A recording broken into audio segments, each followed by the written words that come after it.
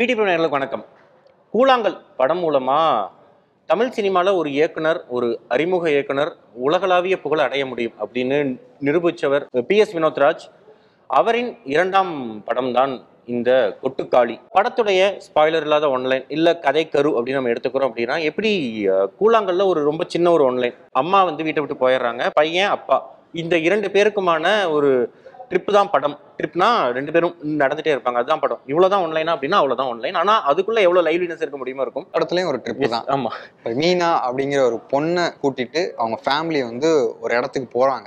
போற வழியில என்னெல்லாம் நடக்குது, என்ன தடங்கல்கள்லாம் வருது, என்ன சண்டைகள்லாம் வெடிக்குது அப்படிங்கிறதான் மொத்தமா இந்த ட்ரிப் எதுக்காக அப்படிங்கிறது தான் இந்த படத்தோட கதை. பெர்ஃபார்மன்ஸஸ் அப்படின்னு நம்ம பார்க்குறோம் அப்படின்னா, பாசத்தை பொலிவதாய் நம்பிக்கொள்ளக்கூடிய ஒரு தாய்மாமனா சூரி ஒரு ரோல் பிளே பண்ணியிருக்காரு. அந்த மீனா அப்படிங்கிற கதாபாத்திரத்தில் ஆனாபென் பிளே பண்ணியிருக்காங்க.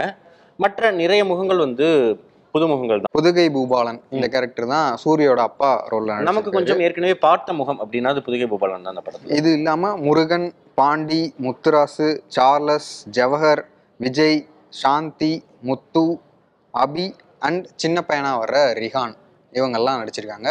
இவங்க எல்லாருமே maximum first time to the screen தான். கூழாங்கல் படத்தில் வந்து இந்த இரண்டு நபர்களுக்குள்ள தான் பெரும்பாலான கதை அப்படின்னு எடுத்துக்கிட்டாலும், இதை தாண்டி ஒரு பஸ்ஸில் ரெண்டு பேர் சண்டை போடுற சவசவன்னு பேசி தீத்துருவாங்க அப்படியான ஒரு மொமெண்ட் வரும். ஆனால் இந்த படத்தில் இந்த மாதிரி ஒரு தேர்ட் பர்சனுக்கு போயிட்டு திரும்பி கதை வர்றது அப்படிங்கிறது இந்த படத்தில் நிறைய இடங்கள்ல வருது. ஒரு ட்ரிப் அப்படின்னு எடுத்துக்கிட்டாலும், ஒரு ட்ரிப் அப்படின்னாலே அதில் வந்து எல்லாருமே ஏதோ ஒரு விஷயங்கள் பேசிக்கிட்டே தான் இருப்பாங்க. அப்போது அந்த மாதிரியான உரையாடல்களில் எவ்வளவு சுவாரஸ்யம் சேர்க்க முடியும். ஏன்னா வெறுமனே ஒரு ட்ரிப், இங்கிருந்து அவங்க வீட்டிலேருந்து கிளம்பி ஒரு இடத்துக்கு போகிறாங்க, அந்த இடத்துக்கு முன்னாடி இன்னொரு இடத்துக்கு போயிட்டு அந்த மெயின் லொக்கேஷன் போகிறாங்க, இவ்வளோதான் கதையா அப்படின்னா இதுக்குள்ளே அந்த மனிதர்களுக்கான சுவாரஸ்யமான விஷயங்கள்ங்கிறத அவ்வளோ அழகாக சேர்த்துருக்காரு வினோத்ராஜ். ஒரு வண்டியில் ரெண்டு பேர் பயணப்படுறாங்க, அந்த இருவருக்குமான உரையாடல் அப்படிங்கிறது அந்த கிராமத்துக்குள்ள ரியல் எஸ்டேட் வர ஆரம்பிச்சதுலேருந்து, அந்த கிராமத்தில் நிலம் எப்படியெல்லாம் வேற வேற கைக்கு போனதுலேருந்து, நாம வெறுமனே ஏமாளியா ஒரு சும்மா இருந்தனால எவ்வளவோ இழந்துட்டோம் அப்படிங்கிறத சொல்றதுலேருந்து, ஒரு நகைச்சுவாவும் சரி வழியாவும் சரி இந்த கதைக்கு சம்பந்தமே இல்லைன்னு எடுத்துக்கிட்டாலும் அவர்களுக்குள்ள ஒரு கதை இருக்கு. இதே மாதிரி இந்த படத்துல இருக்கக்கூடிய எல்லோருக்குள்ளேயும் ஒரு சின்ன சின்ன கதை இருக்கு. அந்த கதையை அவங்க உரையாடல் வழி நமக்கு கடத்திக்கிட்டே இருக்காங்க. நம்மளுமே அந்த ஆட்டோலையோ அந்த எம்ஐடிலையோ முன்னாடி போகிற ஸ்கூட்டிலையோ ஏதோ ஒரு இடத்துல இந்த கதையை உட்காந்து பார்த்துக்கிட்டு இருக்கோம். இல்லை இந்த வண்டியெல்லாம் விட்டுட்டு நம்ம வேற ஒரு வண்டியில் ஃபாலோ பண்ணிட்டு போனால் நமக்கு என்ன மாதிரியான ஒரு கதை நம்ம காதில் கேட்குமோ அந்த மாதிரி தான் இந்த படம் முழுக்கவே இருந்துச்சு. அதுதான் இந்த படத்துடைய மிகப்பெரிய ஒரு ப்ளஸ். ரைட்டிங் பற்றி சொல்லணும்னா, அவர் வந்து இந்த படம் மூலமாக நிறைய விஷயங்களை வந்து கேள்வி எழுப்புறாரு, இல்லைன்னா ஒரு டிஸ்கஷனுக்கு உட்படுத்துறாரு. இந்த விஷயத்தை பற்றி தான் படம் பேசுதா அப்படின்னா அதையும் பேசுது. ஆனால் அதை தவிர இன்னும் நிறைய விஷயங்களை பேசுது. மதத்துக்குள்ளே இருக்கிற மூட நம்பிக்கையை பற்றி பேசுது. ஒரு ஃபேமிலி சிஸ்டம் வந்து பொண்ணை எப்படி நடத்துது அப்படிங்கிறத பற்றி பேசுது. ஒரு பொண்ணுக்கு இருக்கிற ஃப்ரீடமை பற்றி பேசுது. இன்ஃபேக்ட் ஃப்ரீடம்னு சொல்லும்போது அந்த பொண்ணு இந்த படம் ஃபுல்லாக பேசவே மாட்டாங்க. லிட்ரலி ஒரே ஒரு டைலாக் தான். நமக்கு பார்க்கும்போது சைக்கலாஜிக்கலாக ஒரு பொண்ணை அந்த குடும்பம் எப்படி ட்ரீட் பண்ணியிருக்கு, பேசக்கூட ஒரு சுதந்திரம் இல்லாமல் நடத்துது அப்படிங்கிறத காட்டுற விதமாக அதை டிசைன் பண்ணியிருந்தது. அதுவும் சூப்பராக இருந்துச்சு.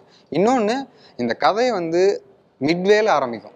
என்ன ஏதுன்னு நமக்கு தெரியாது. திடீர்னு ஒருத்தவங்களை காமிப்பாங்க, அங்கேருந்து அந்த படம் ஆரம்பிக்கும்.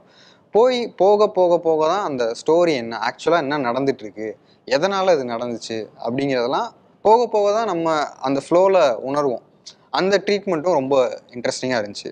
நான் ஏற்கனவே சொன்ன மாதிரி நீங்க ஒரு டிராவல் பண்ணிக்கிட்டு இருக்கீங்க, இவங்க கூட நம்மளும் டிராவல் பண்றோம்ப்பா, என்ன நடக்குதுன்னு பார்ப்போமே. ராஷமான் படத்துல ஒரு கேரக்டர் இருக்கும்.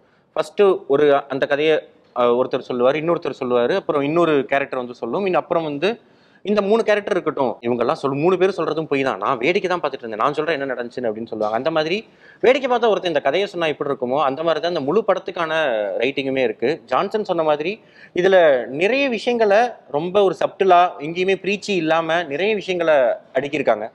தமிழ் சினிமான்னு இல்லை, ஒட்டுமொத்தமாகவே இந்திய சினிமாக்களில் வந்து பார்ப்பனிய மாதிரியான விஷயங்களை கிரிட்டிசைஸ் பண்ணுறோம் அப்படின்னாலும், இன்னொரு பக்கம் அதற்கு எதிராக நாட்டார் தெய்வங்களை வந்து ப்ரைஸ் பண்ணுறதாகட்டும், ஒரு குடும்பம் அப்படிங்கிற அமைப்புக்குள்ள வந்து சில விஷயங்களை ப்ரைஸ் பண்ணி தான் இருக்கும். ஆனால் இந்த படம் எல்லாத்தையுமே கேள்வி கேட்குது. படம் பார்க்குற பார்வையாளரை வந்து சூடு சொரணையோட அவரை வந்து ஏதோ குத்துதா அப்படின்னா, குத்துறவங்களுக்கு நிச்சயமா குத்தும் அப்படிங்கிறது தான் இந்த படத்துடைய ஒரு இது. ஏன்னா நம்ம ஒரு சிறுகதை படிக்கிறப்போ ஓப்பன் ஹெண்டட் சிறுகதைகள் இருக்கும், நாவலில் ஓப்பன் ஹெண்டட் இருக்கும். ஒரு சினிமால ஓப்பன் எண்டட், இதுக்கு மேல நீங்க என்ன அப்படிங்கறத வந்து ரொம்பவே ஓப்பன் எண்டடா ட்ரை பண்ணியிருக்காரு. போல்டான ஒரு படம். ஒரு பெண் அப்படிங்கிறது நம்ம ரகுதாதா படத்துல பேசினப்ப சொல்லியிருப்போம். 1970s நடக்கிற கதையா இருந்தாலும் இப்போ வரைக்கும் பெண்களுக்கான பிரச்சனைகள் அப்படியே தானே இருக்கு அப்படின்ட்டு.